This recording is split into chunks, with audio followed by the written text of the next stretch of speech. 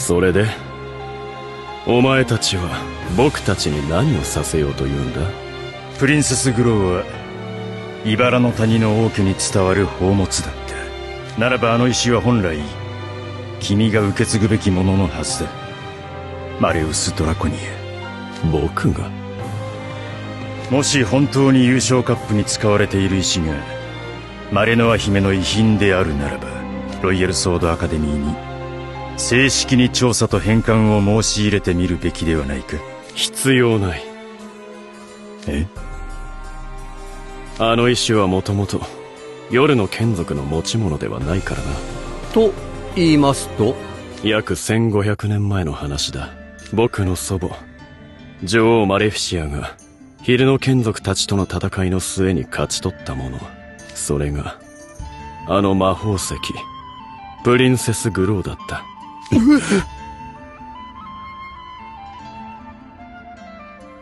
我ら夜の眷属はその昔、茨の谷のある大陸よりずっと北の最果て、凍てついた大地からやってきたそうだ。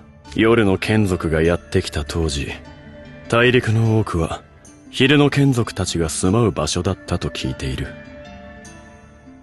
共に生きる道を模索したこともあった。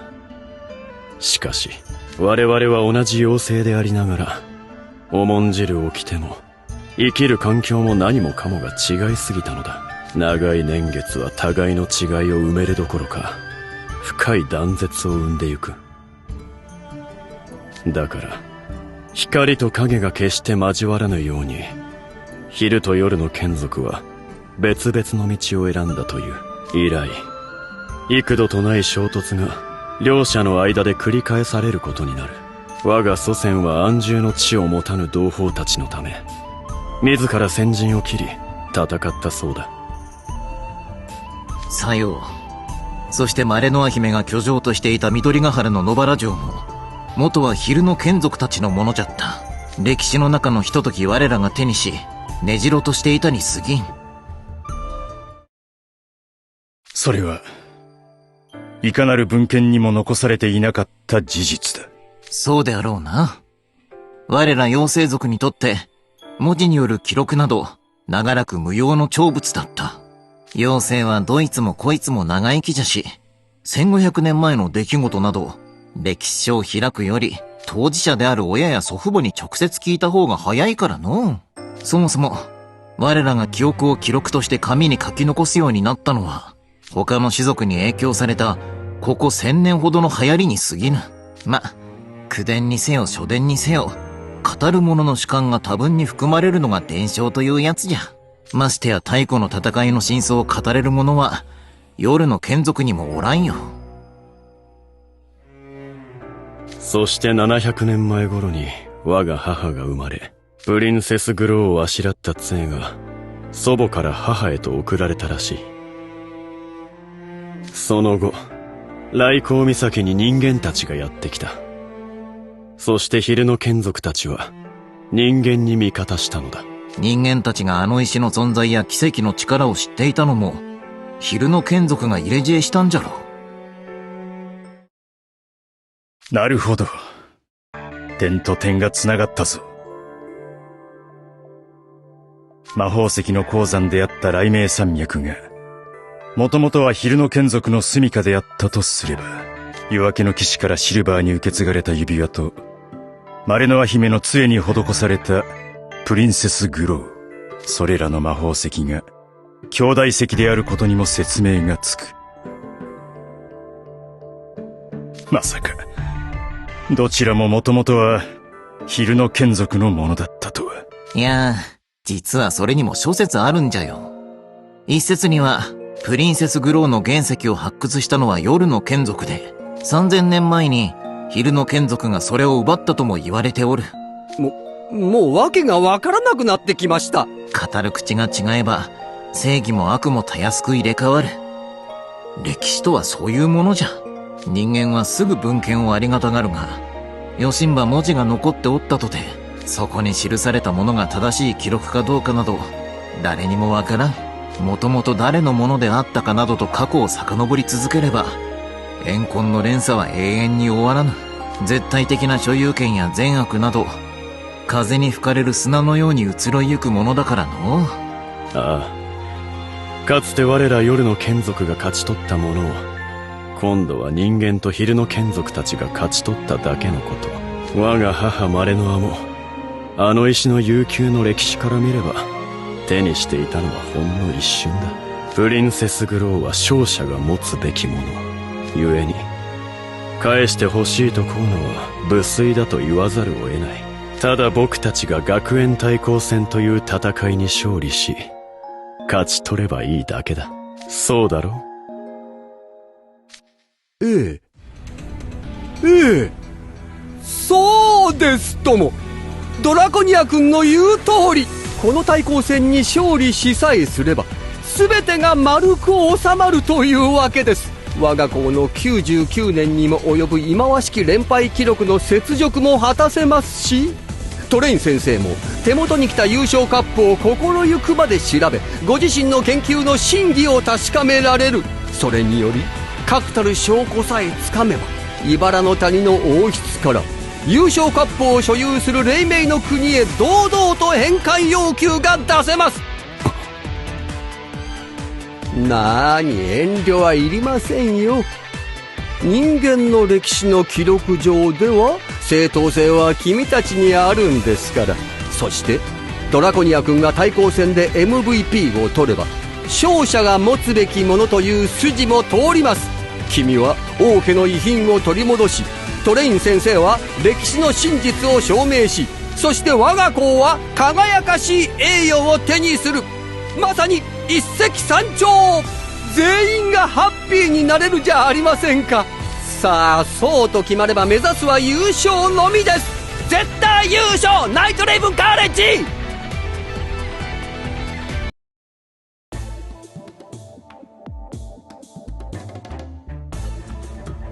ただいまより第1試合レリックラビリンスを開始します。3、2、1、スタート。始まった。早く行こう。急がないと遺跡の中を全部見られないよ。待てディエーレ、その前にエンジンをする約束だろ。あ、そうだった。みんな集まって。急いで急いで。エンジン？聞け、俺たちは一人じゃない。頼れる仲間がいる。ワンフォーオール、オールフォーワン。思考を止めるな、希望を捨てるな、自分を信じろ。ゴーロイヤルソードアカデミー。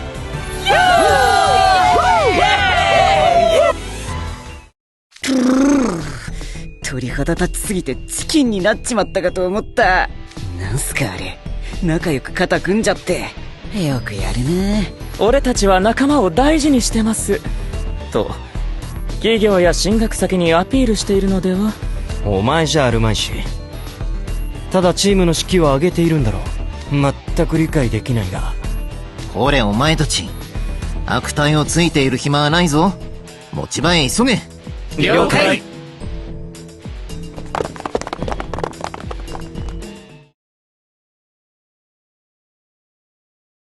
よし、行ったな。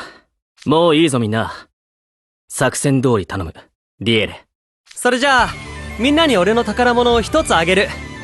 好きなのを選んで。栓抜き、砂時計、バターナイフ、真鍮のボタン、それから壊れたメガネ。本当に個性的なチョイスだよな、お前の宝物は。どれも素敵でしょ。こないだ拾ったこの栓抜きは特にお気に入りで。ストップ。その話はまた今度にしよう。もう試合は始まってる。悠長にチョイスしている暇はない。急いで宝物を配ってくれ、ディエレ。ディエーレが人間の道具を物珍しく思う気持ちはわからなくはないけどね。じゃあオリバーにはメガネ、ベガは懐中時計、ティムにはバターナイフ、シルビーには真鍮のボタン、ウィンターには栓抜き、ミナジールにはこの砂時計。みんな俺の宝物をしっかり握っててね。それじゃあ行くよ。波を越え、風に乗って、この世界の果てまでも、Pass to your world!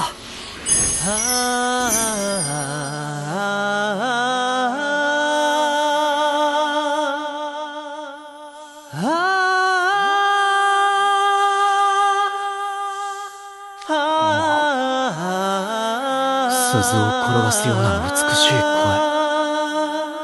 心が洗われるようだ。まったくだ。普段のやかましさが嘘みたいだよな。よし、これで完璧。みんな、宝物なくさないでね。わかってる。後でちゃんと返すさ。それじゃあ作戦通り行くぞ。チームに分かれて冒険に出発だ。おう！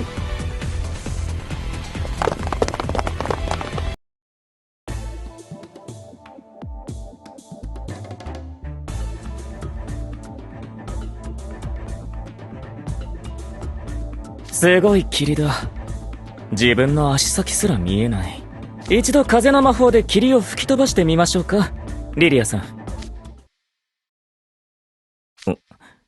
リリアさん？冗談でしょ。まだ始まったばかりではぐれるなんて。いてて、すまん。肩がぶつかるほど近くにいたのに、声も気配も全くしなかった。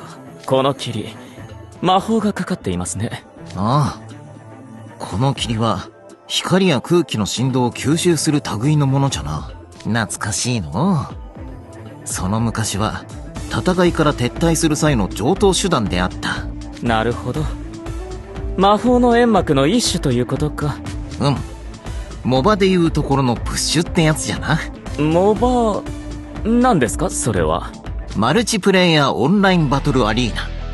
略してモバ。複数のプレイヤーが2チームに分かれ、フィールドを制圧して勝利を競うゲームジャンルだ。ブッシュというのは、そういったゲームにあるあるのギミックで、中に隠れれば、外からは姿も見えず魔法探知も通らぬ。視界を遮る茂みのようなものじゃ。ゲームでは姿を隠して、奇襲攻撃などをするときに使う。じゃが、これでは自分たちも相手が見えない。すれ違う相手が誰かもわかりませんよ。そうじゃな。間抜けな奴の方向感覚を奪って、道に迷わせることくらいしかできそうもない。地図によればここは一本道です。壁伝いに進みましょう。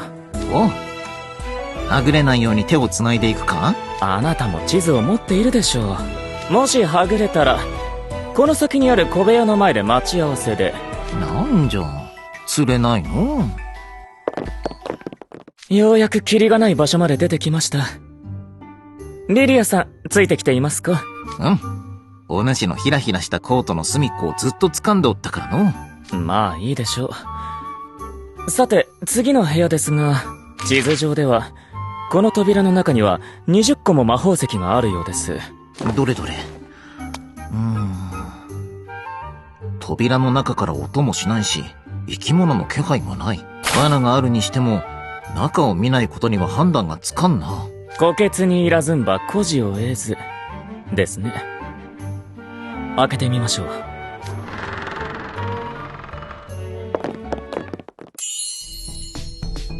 部屋の中央に石の台があり、魔法石が山盛りになっている。見るからに罠じゃな。ええ。うかつに触れると、確実に厄介なことが起きそうだ。第2、古代呪文語で術式が彫り込んであるようですが、解読していたら試合終了しそうです。リリアさん、その手の魔法石はどこから？どいからじゃな？たった今、触れたら厄介なことが起きそうだという話をしたばかりじゃありませんか。最初の30分は石の回収より調査を優先すると言っていたじゃろ。まず罠を見極め、次に対策を立てて石を回収する。どんな仕掛けか知るためにはこれが一番手っ取り早い。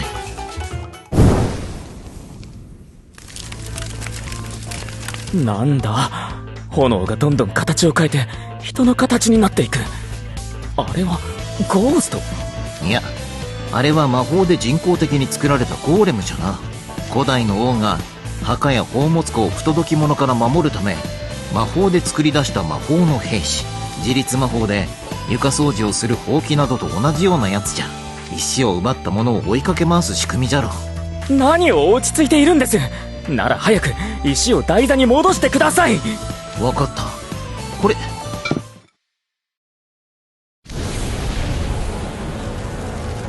うわー！水よ、檻となり奴らを閉じ込めろ。はっ！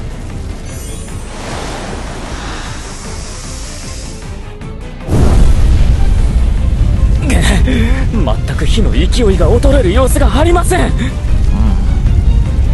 どうやら一度仕掛けを発動させたらお宝を元に戻しても意味がないようじゃな。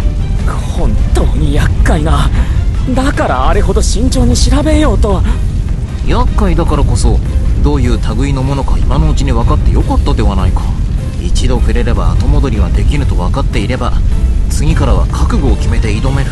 勝負どころの終盤に一か八かで未知の罠に挑むよりはずっとマシじゃろう。それに関しては同意です。ならば1秒でも早く全ての石を回収しますよ。リスクをかぶるならば相応のリターンをいただかなければ。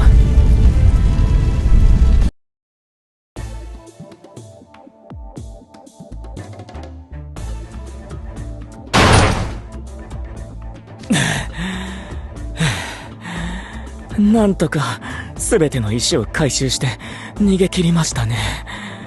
はい。ゴーレムは疲労を知らぬ。何度も相手をするのは避けたいところじゃな。まったくこの競技がなかなか開催されない理由が分かってきましたよ。運営もこんな罠だらけの迷宮を学生用にカスタムするのはさぞ大変でしょうね。さてここからは安全に回収できる石を優先しましょう。不用意に罠に触れないように。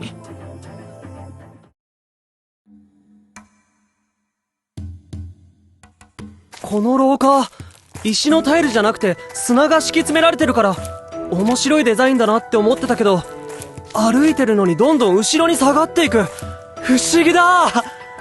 陸の大きな駅とかにあるあれみたいだ。なんて言ったっけ。あ、動く道。リエル、待って。歩いても歩いても足が砂に取られてどんどん後ろに流される。あれ、この道たまに砂が流れる方向が変わるみたいだ。行きたい方向に流れが変わったら一気に走って階段に飛び乗ろう。よし、今だ。足が重い。ほら手出して、思いっきり引っ張るからさ。それ。よし、動く道を抜けたぞ。オリバー、大丈夫？これくらい平気さ。僕は3年生で君より先輩なんだから。オリバーを見てると海にいる親友のことを思い出すよ。親友？うん。小さい頃からの大親友なんだ。ちょっと怖がりだけどすごく優しいやつで、俺がパパと喧嘩していじけてる時はいつも一緒にいてくれた。陸に上がるのはすごく楽しみだったけど、あいつと離れるのだけは本当に寂しかったな。今日の試合も見ててくれるといいんだけど。リュール、きっと見てるさ。親友もお父さんも大活躍してみんなにかっこいいところを見せてやろうじゃないか。うん。あれ、オリバー、君の後ろの壁なんだか不気味なイソギンチャクみたいなやつがいっぱい生えてるよ。そういうことは早く言ってよ。怖がりすぎでしょ。なんだろうこれ。うわ、腕に絡みついてきた。離せ。この、やっと離れた。あー、びっくりした。この不気味なイソギンチャクの部屋、地図を見ると部屋の奥に魔法石が20個もある。でも入るのは危険そうだ。今までの部屋とかなり様子が違う。一旦引き返して別の部屋に石を探しに行こう。君は怖がりだな。大丈夫だよ。俺が中に入って石を取ってくる。そこで待ってて。待って、危ないよ。後でミナジールたちともう一度来ればいい。彼ならきっと安全に中に入れるようにしてくれる。な？わかったよ。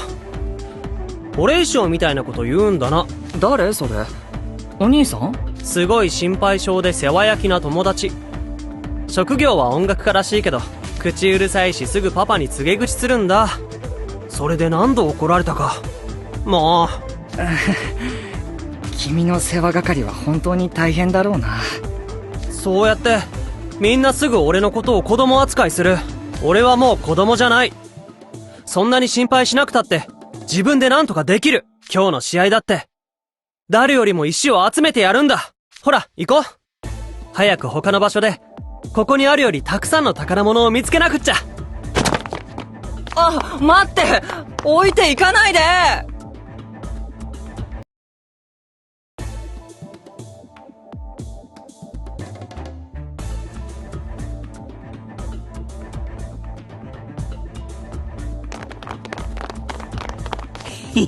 ！10個目の魔法石見っけ。解除に時間がかかりそうなギミックは全てスルーしてる割に悪くない回収率だな。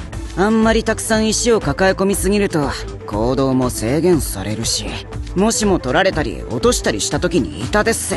そろそろ自陣の台座に向かいつつ魔力補充装置を目指しません？へえ、意外だな。君は取れるものは一度に全部欲張って取るタイプかと。みんなが欲しがるキラキラしたもんをいっぱい抱え込んでると、あっという間に目をつけられて格好の獲物になっちまいますからね。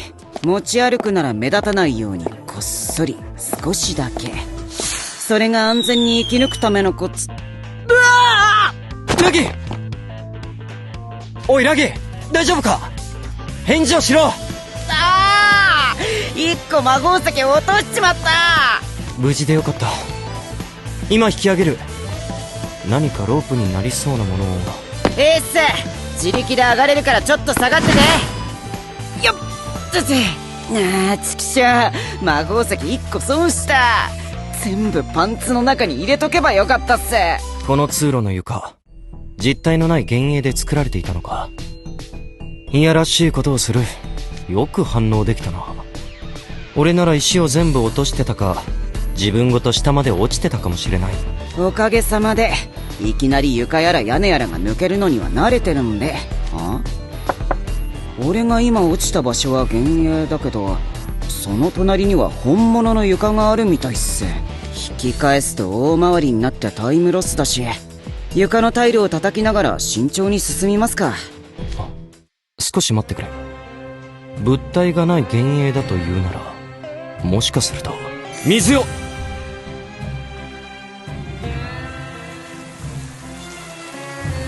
あ、チャーミル君頭いい。幻影の床は水で色が変わらないけど、本物の床はタイルが濡れて色が変わっていくっす。色が変わっているうちにメモを取っておいて、みんなに共有しよう。しばらくすれば床が乾いて、また見分けがつかなくなる。幻影魔法自体を解除できればいいんだが、解析しているだけで何時間もかかりそうだ。それに解除しちゃったら、ロイヤルソードアカデミーの奴らも楽に通れるわけで、他人のためにただ働きはしたくないっすよね。時間が惜しい。メモをしながら進もう。ラギーは通路の右側を、俺は左側をメモっていく。ラジャッセ。